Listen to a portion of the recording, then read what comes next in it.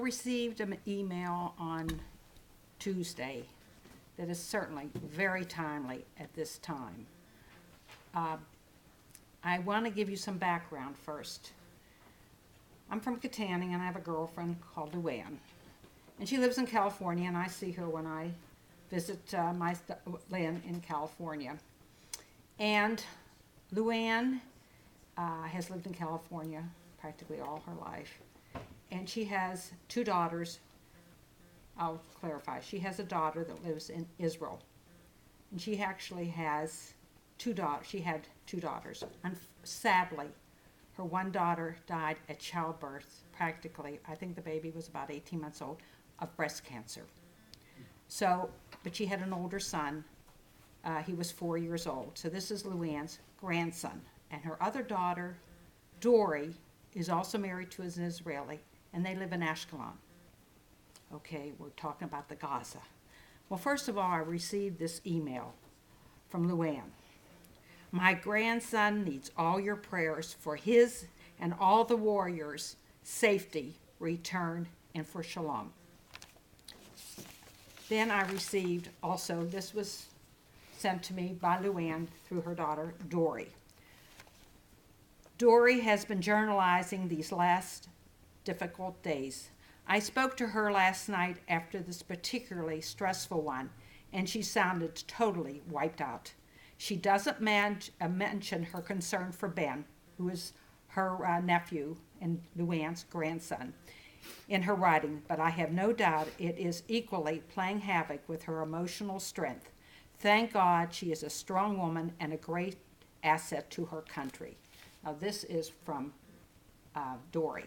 Ashkelon on Tuesday, the 6th of January.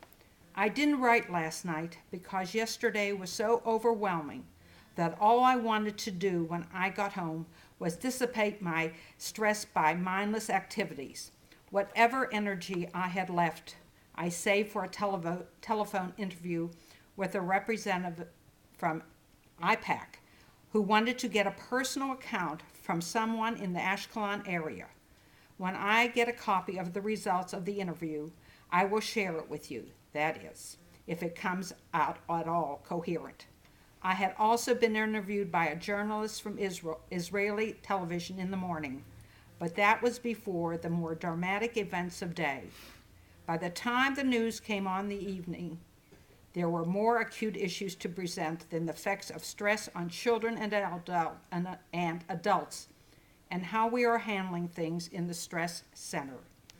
Besides scenes from the fighting in Gaza, the news covered the large number of rockets that had hit populated areas all over the South, especially in Ashkelon. We had felt the direct results of this barrage at the stress center when our staff, which has been reduced to 3 treatment professionals, received 7 people within a half hour who were in a state of acute stress as a result of Grad missiles striking their homes.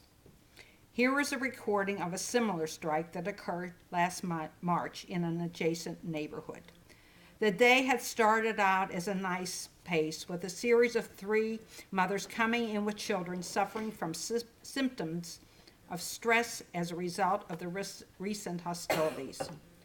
Typical complaints including bedwetting, stuttering, and general clinginess that were not present before the war broke out.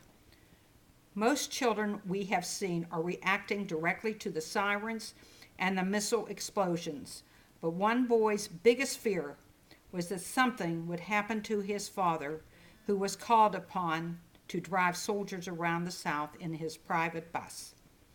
I was just finishing my 3rd intervention that morning when the journalists came in, and then the sirens went off. We all crowded into what was designated as the safest corner in the building. Our staff joined by the journalists, camera person, mother, and son.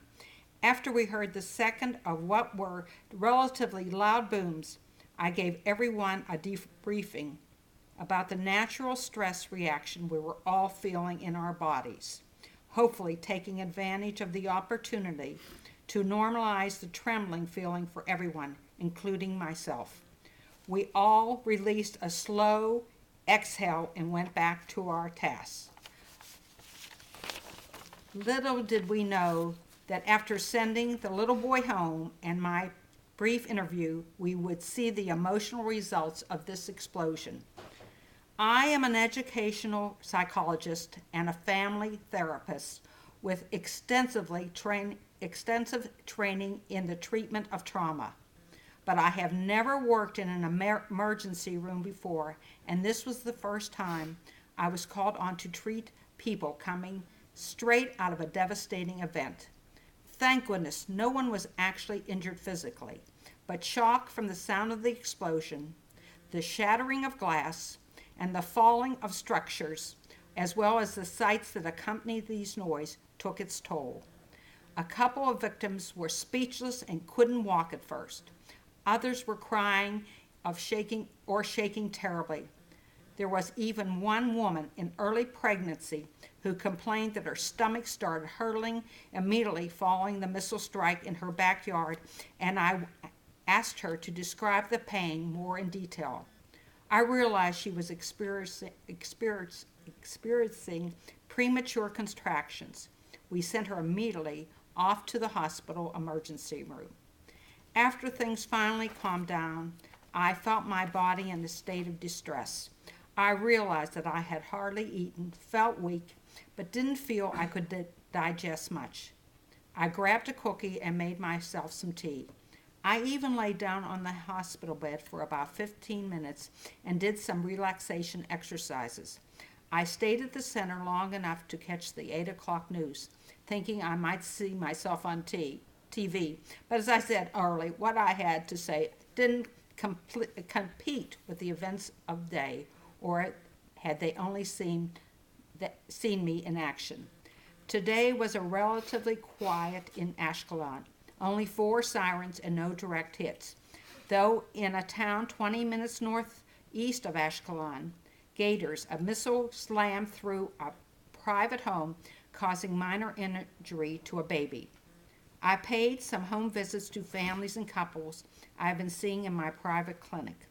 This is normally an almost taboo practice among psychologists, but I see my clients in a house made from light materials, and it would not stand up to the grad missiles. If one were to fall nearby exceptional times, call for exceptional measure. I can't wait until we can go back to some kind of normal routine. And this is from her daughter, Dory Tabak Hazen. I thought you would realize what was going on. You heard it directly from someone who is witnessing and being there.